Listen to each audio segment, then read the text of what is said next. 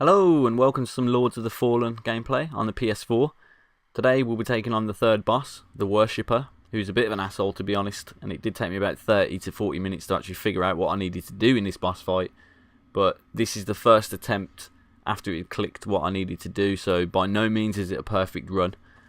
But it is a pretty decent boss fight, so I do recommend, even if you're stuck, just stick with it a little bit before you use this guide or any other guide on the internet, because it is a decent boss fight.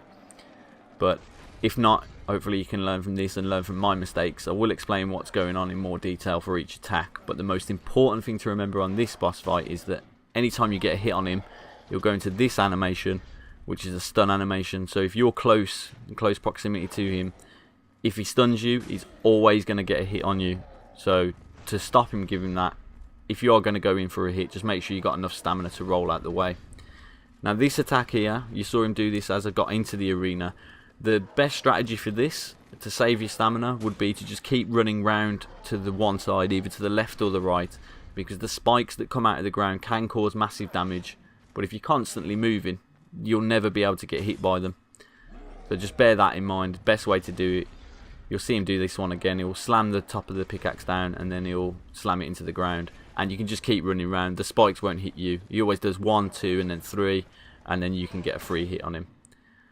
As he goes into the next stage of the boss fight, he'll start dropping these pools of mana everywhere. There's no point attacking him here at all because you'll do little to no damage, but what you want to do is run into these shrines here, because if you're not in a shrine when he does his animation and slams it down, it's an insta-kill, so you will die, and that's what took me a while to work out. Now straight into the next stage, he will summon these little pods around the arena. The best strategy for this, although I didn't do it, but would probably be use the gauntlet. If you've got a high enough magic damage and you're a decent enough shot, you should be able to take out those 2 pods without even getting close, because if you don't, as you'll see here, they'll spawn these little guys, and these can be a bit of a problem for you. So I do recommend trying to use that gauntlet. I've not really used the gauntlet too much, to be honest, so I didn't even think to bring it out in this boss fight. But you definitely want to try that out, because I reckon you could probably take those pods out before they can spawn the enemies, and that'll save you the hassle really. He's going into a summon again, so I've decided just to get a couple of hits on him here because he will be in the summon stage. Then always make sure you run off and take care of those pods, because those are the problem. See, rolling out the way of these because I didn't have enough time to keep running away from them. So again, these little guys cause me a bit of hassle. And these grenades, actually very easy to dodge these grenades. I'll show you in more detail now. Basically, he'll reach back to grab the grenades out, and then he'll throw them. So as he's reaching back, if you just run round to the side and then roll as the grenades come out, you'll just be able to dodge them. It's very easy to dodge them. The only problem you might have is if you're going after the little guys and you can't see the boss, because he could throw them and they could cause massive damage to you if you're caught in the blast radius. Reason I've just attacked him there is because I knew I could get him down to the next stage of the boss fight, and he'll always go into one of these insta-kill animations. Important to remember, he'll actually insta-kill the bad guys as well, even if they're in the shrine. So you can see here, I'm not actually attacking, that he just died, and that's because the insta-kill affects them, even if they're in the shrine with you.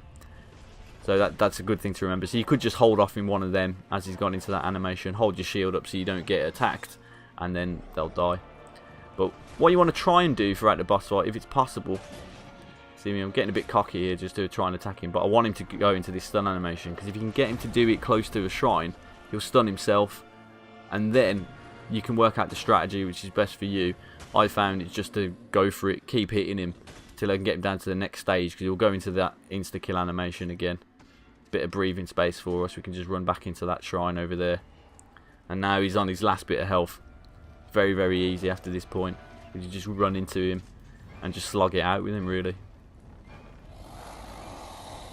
Look at those leaves. 2D leaves. Wow.